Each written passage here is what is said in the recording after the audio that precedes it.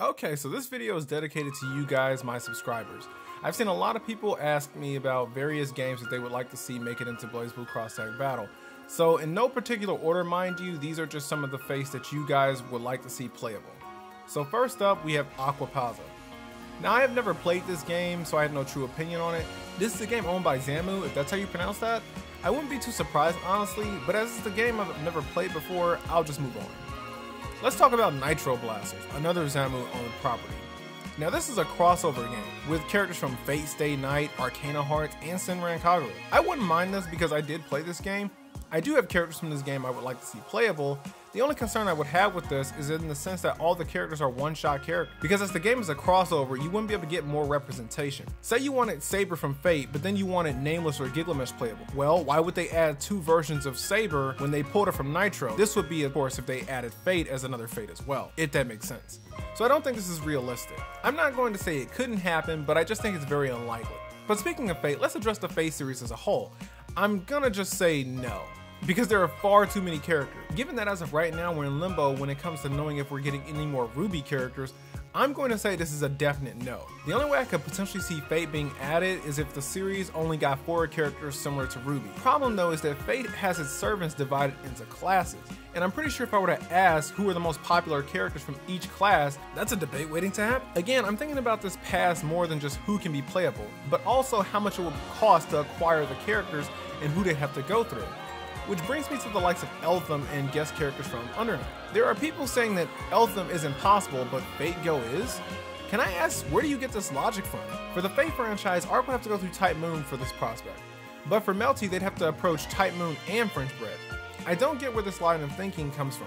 That said, I don't think Fate nor Melty are strong possibilities. Another series that a lot of you guys brought up is JoJo. Now, JoJo characters were recently debuted in Jump Force. Now, not that that game is any good, because it's a cash grab, let's just call it what it is. But they are there. I would recommend just waiting for a JoJo exclusive fighting game, because I don't see that happening at all. Now, I didn't just jump to this conclusion, I did look into what companies had their hands in most of the JoJo games. Arc was not one of them. Like most anime-related games, Bandai had its hands all over most of them, which I would say is the best case you can expect is that it would probably come out like Dragon Ball FighterZ somewhere down the line. But if that did happen, count me out. Also, Capcom has had their hands in the pot as well when it comes to JoJo games. But Capcom games are generally way too slow unless it's Marvel. However, since JoJo is an anime, I would place my bet on it being a Dragon Ball FighterZ style game, but that's just my opinion. The next series is a series that is related to the League, the Dengeki series. First, let me address an error. In the leak video, I said that Dengeki is a French bread owned company. I meant title.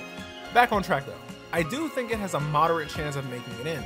The only problem is that, like Nitro Blasters, it's a crossover game, which means that the amount of red tape they would have to go through to acquire characters might be a bit too much for them. The upside is that Dengeki is published by Sega, who owns Atlus, which is now where we get our Persona from. So it may not be impossible, but I'll just say moderate and leave it at that. Let's move along to the Granblue series. This is short and sweet. Why waste resources having both teams develop these characters for 2 different games?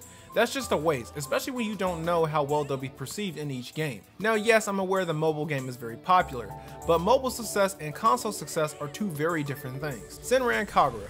Senran Kagura is a series from the leak and the data mine.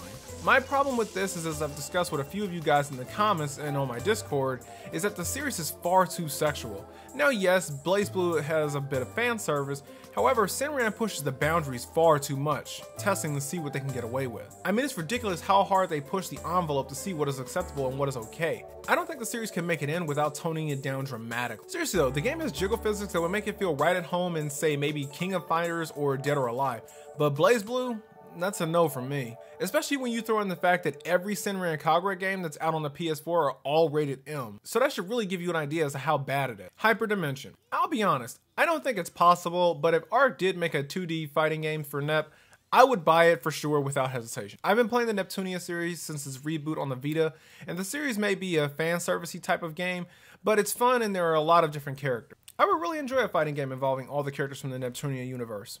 Lastly, Chaos Code. Now this is a game that flew under a lot of people's radars, but Arc did publish this title. So I would say the possibility is relatively good for the franchise to make it in. I have no true stock in it though. I did play the game for a bit, but I wasn't mind blown. It's not bad by any means. I was still playing CF at the time when it came out on PS4, so I didn't get too deep into it. If you're looking for me to cover Guilty Gear, I'm gonna cover that in a different video because there's a lot more that's gonna go into that.